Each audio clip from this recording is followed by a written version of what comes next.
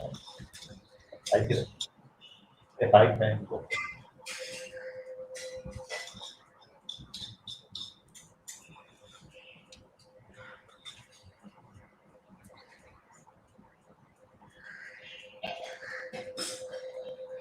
Hi friends, good evening. Today, welcome to GETI, Global Education Training Institute, headed by Dr. Sunita Gandhi. My name is Hanif. Welcome to GETI. I welcome you all to this session. Today, our speaker is Shweta Haria. Today, the topic for discussion is true essence of learning. Please enjoy the session. I need more likes. Ma'am, over to you. Thank you so much, Mr. Hanif. And I thank the entire team of GETI, who has given me this amazing platform to present the topic of true essence of learning. So I'd like to introduce myself first. My name is Shweta Haria. I'm a human developmentalist. I did masters in human development. I'm a curriculum developer and a content writer. I worked with Aptech Montana International Preschool for about 3.5 years. Currently, I'm freelancing with content and developing courses and social work with 2 organizations. I'm also a fitness and a laughter enthusiast.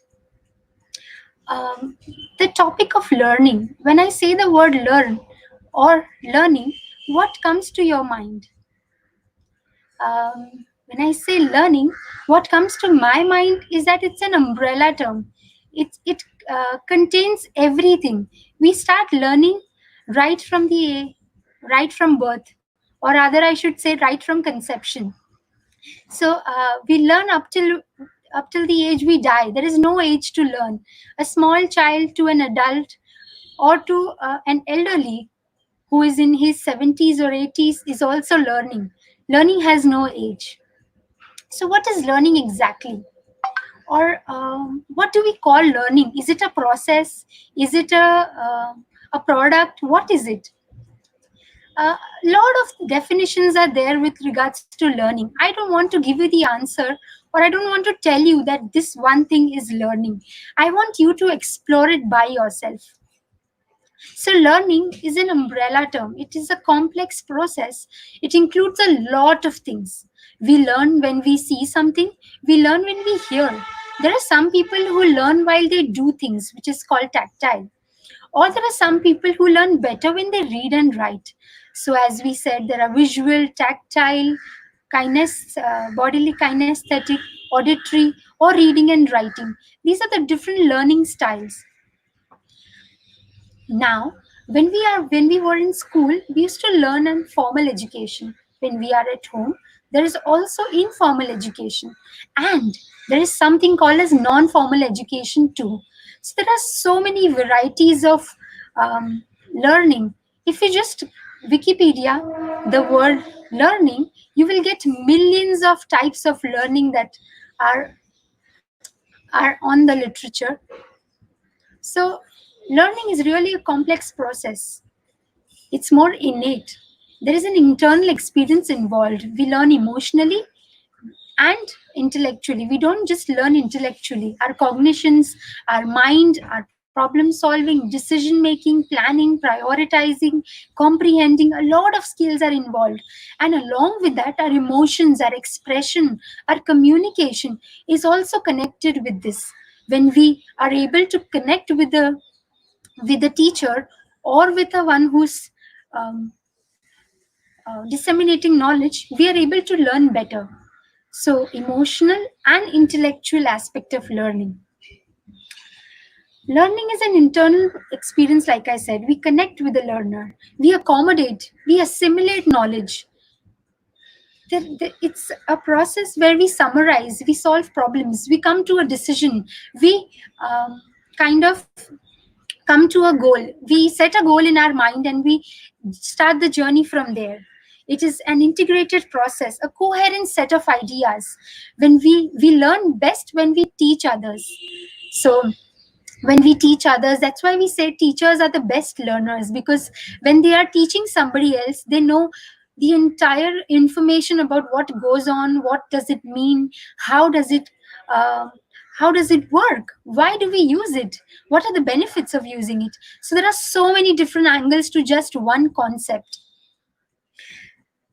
And once we have understood all of this, we internally assimilate, accommodate, and we come up to conclusions and share those ideas with others. That's when others challenge our ideas.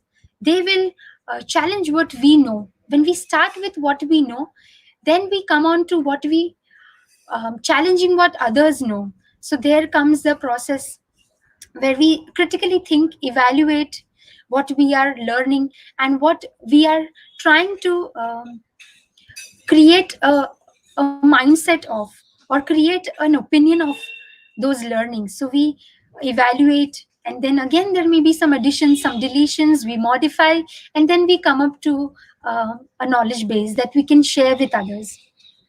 So I would like to quote Mark Smith here. There are a lot of definitions of learning, as I said. I would like to quote Mark Smith here, who says that learning is to do with senses. Let me just show you something so you'll know better.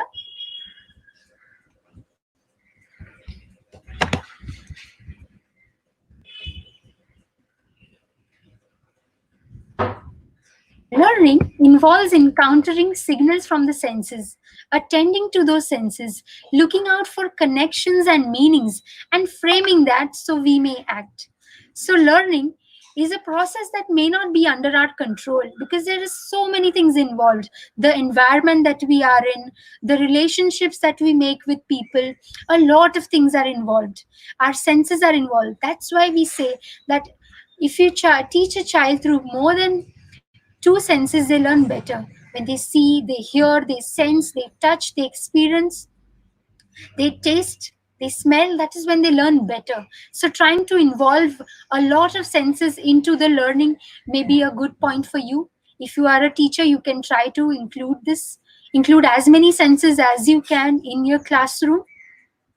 Looking out for connections. When we have learned something, we try to connect and apply that in real life setting. When that happens, that is when the real learning is happening. That is when we are building our knowledge.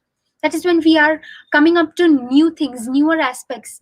And one aspect of learnings give birth to another aspect. That is the true learning, the essence of learning.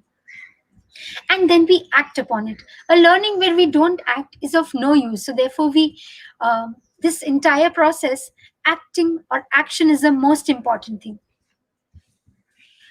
Curiosity. I'm sure you all will agree that curiosity is the best teacher. When I'm curious, I learn better. Or rather, I will find out my ways of learning. I will explore of what are the various knowledge, what are the platforms, what other people know about it, what is best in this that I can do. So curiosity in itself is the best teacher. You would agree with Albert Einstein, who says that I have no special talents, I am only passionately curious. So, this is one trait of what Albert Einstein identified himself with. He was just curious, and that's why he came up with so many different levels of innovation, inventions. Just being curious. We allow the children to be curious. If you are a teacher, if you are an educational leader, or if you are a parent, allow the children to be curious. We curb their curiosity by telling them, no, this is not the time to do this. Do it. Do this. Do what I'm telling you. Do what the teacher has told you. Finish this. Do this. Don't do this. This is where the child is losing his or her curiosity. When we ourselves were a child, we were extremely curious. As we grow up, the curiosity goes down. The creativity, the invention, the innovative talent. Each one of us are born with something special. Let's keep that spark within us. It's all within us. It's all in here. We just have to unfold it, reveal that. What are these life skills? You must have heard life skills are a very in topic today. I share some of the life skills with you. They are communicators, inquirers, caring, risk takers. This is what we want the children to learn today, or we want them to know. Because when we teach them a concept, maybe 5 years down the line when they go out in the field, that may not be existing. We don't know what we are preparing them for. So rather to teach them these skills where they can find their own way, it could be one of the best techniques to help a child learn.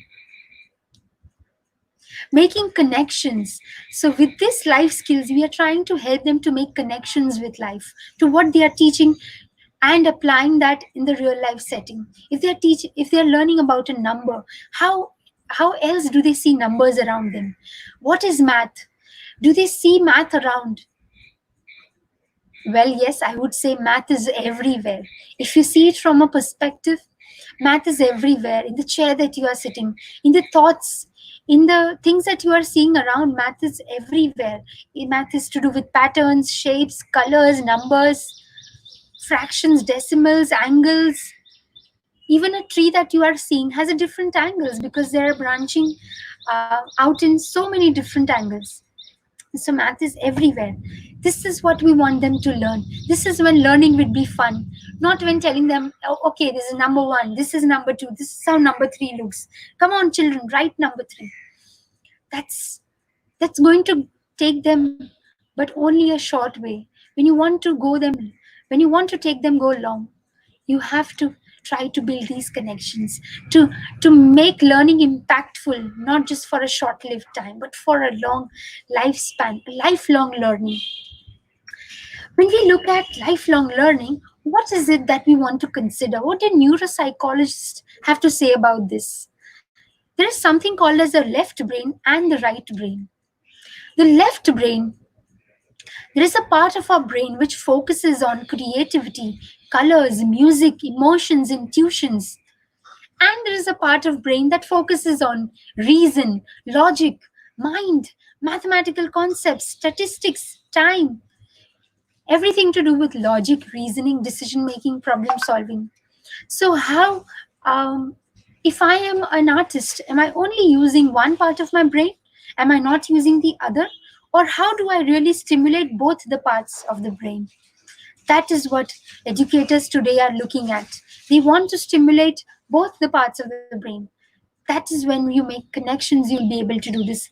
When you make learning impactful, when you use multiple methods of teaching learning, like not only using the traditional methods, but the innovative methods, going digital. Today, we are all in this pandemic. Virtual platform is one of the only way to connect with the students.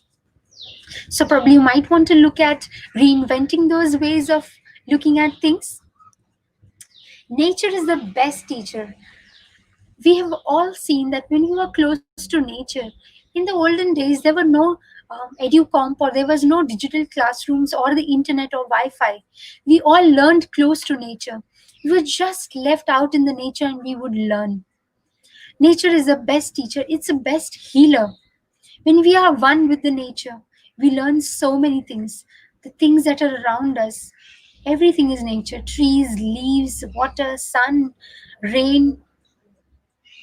It teaches us everything from math to psychology. It heals. It gives us more than what we deserve. The earlier tradition of learning, the Gurukul system, they were all based on this philosophy. There are still schools who are following this, but a lot of them have moved away from it. Let's reawaken that connection with nature. It serves as a natural process of evaluating ourselves. Nature in itself is an evaluator. It will assess the learning for us. It will tell us whether what I'm doing is the right method, is the right way, or there is something else, or there is something more to this. Nature will tell you. It is didactic in itself. So I hope you are able to build these connections and allow the children to be close to the nature. Childhood, as we all see, we are all in that robotic mindset where we want to rush for competition. We want to get 100% result in schools. We want to prepare our children to be an IIT graduate, or an engineer, or a CA. Childhood is not a preparation. It's just a phase, a beautiful part of our life. It's up to us to protect it. We as leaders can help children protect their childhood, to make it fun, joyful learning. Children are afraid of learning today. They are afraid of going to schools, of exams. We have created that fear in them. We need to take them out of that, make learning fun and enjoyable for them. Lester Laminek also believes in this. There are so many different ways of learning. When I see a child can learn better through rhymes, stories, or somebody can learn better with body movements, or somebody can learn better when somebody else is telling them, or they are building connections, they're telling stories about what other people learned or what they are doing, or just showing them visuals, or in close to the nature, like we said, or through words, through linguistic, to language. There are different ways of learning. So l- understand whether your child is good in one of these intelligences, which is the best for him. Make the child understand through that. If the child is good in kinesthetic, make the child do more of physical activity, of body smart activities, and the child will learn better. So if the child can't learn the way we are teaching, we can teach the child the way they can learn. That's the whole essence of this. Education is not just the learning of facts, it's the training of mind to think, like Albert Einstein said. How is a facilitator different from a teacher? So I would all encourage you to be a facilitator. Now let us look at how this facilitator is different from a teacher.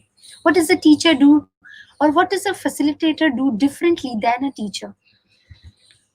Teachers are reading out concepts. They may be providing notes, but a facilitator is facilitating the child's learning, is a guide to the child, is a mentor, is there to support the child when he or she is facing difficulty, not interfering in what the child is learning. We engage them in discussions. We design activities to so that they collaborate. There is more group learning. We allow the child to bring in their own knowledge and build on that knowledge, rather than telling them this is what is it, this is what it is, this is what it is. Rather, we allow them to explore and build that knowledge. A teacher may be managing her class well, or expecting children to listen. Not if they make mistakes, they may be we more commonly make them fearful, tell them a punishment, give them something bad, give them a punishment. But a facilitator would encourage out of the box thinking. A facilitator can actually allow the child to bring in their creativity, will build on that knowledge, will acknowledge mistakes, because mistakes are not hurdles, they are the stepping stones to success. Only when I make a mistake, I know what is not working at, and I will find the solution, or will find another way of reaching the goal or reaching to success. So treating mistakes as a part of the learning process. We all made mistakes. There's nothing wrong or nothing harmful in making mistakes. It's a part of the learning. The facilitation is when you focus, when you build a consensus, engaging others, directing them towards a path rather than forcing them. Listening with curiosity, giving a listening ear sometimes does it all. You don't need to tell the child what to do. Just listening helps. Sometimes with adults also it happens when we are really stressed. We just want a listening ear. We just want somebody to listen to what we are saying, or guide us in a manner where we know the reality. We know what we are thinking. We try to express ourselves, we recognize what we are feeling, and we will be able to better tackle those emotions. That is what we want. That is what a learner needs. Gathering information, rather observing, balancing intuition and planning. We need to guide them, but we also need to be there when the child is needing our help. We need to be there. The child needs to know the security that I am there when you need me. It's better to know how to learn than to know. By this, we mean that it's better to learn how to learn. So if I know how learning happens, how I can learn better, I will be able to solve any concept or be able to explore or learn better about any concept. If you teach me, say, suppose I want to learn about digital marketing, how is digital marketing done? If you teach me how I can learn things, I will explore myself of how digital marketing is to be learned. I will probably go on Google, look out a few sites. I will talk to a few people who are digital marketeers in the field. I will look at books, magazines, articles, videos. I will look at various platforms of digital marketing. Probably I'll join an academy where digital marketing is taught. So I will find out pathways of learning. If you just teach me what is digital marketing, I may just, that knowledge will be limited to that. But if you teach me how to learn, I will be able to learn each and everything. I will be able to solve everything that comes my way. That's what we want the learners to have today. The true essence of teaching is to make learning contagious, to have one idea spark to another, that one sparks to yet another. So when I am learning, the true essence of when I know I am learning is that I have learned this concept. Now that is helping me to think about something else. That is bringing to my mind something else. That one is bringing us something else. So it's a chain of thoughts, a chain of a spark, a motivation to learn more things, a curiosity to know more, and eagerness. That is when you know that a child is really learning or a person is learning. So look for these signs in a learner. You, if you want to evaluate or assess whether the learning has reach the third person, you will check it through these methods. You will understand that the child is passionate, the child is curious, he wants to know more. Hindi में जिसे हम कहते हैं जिज्ञासा है, बच्चे को और जानना है या वो इंसान को और जानना है कि ये कैसे होता है, ये भी कैसे होता है. This is when you know the child is really learning or your teaching is impactful. So this is all about learning that I have to say. There is a lot on learning. Today what I could cover was only a glimpse, a bullet pointers of what learning is all about. We can go in depth, in detail about learning, about the various techniques of learning, about the different ways where you can strategies to enhance your learning. Probably we could connect later. I would be happy if you are able to reach out to me. You can reach out to me at any point of time. This is my LinkedIn profile and my Facebook profile. I also take up training sessions for different teachers, for parents. I have done concepts like parenting, how to parent your child better. So a lot of things can be done when we sit one-on-one. So I would like to help you anytime you need help. Thank you so much for your kind attention and your time and efforts. I hope you learned something from this session. You can share your learnings with me. I would be glad to know that from you. Thank you so much.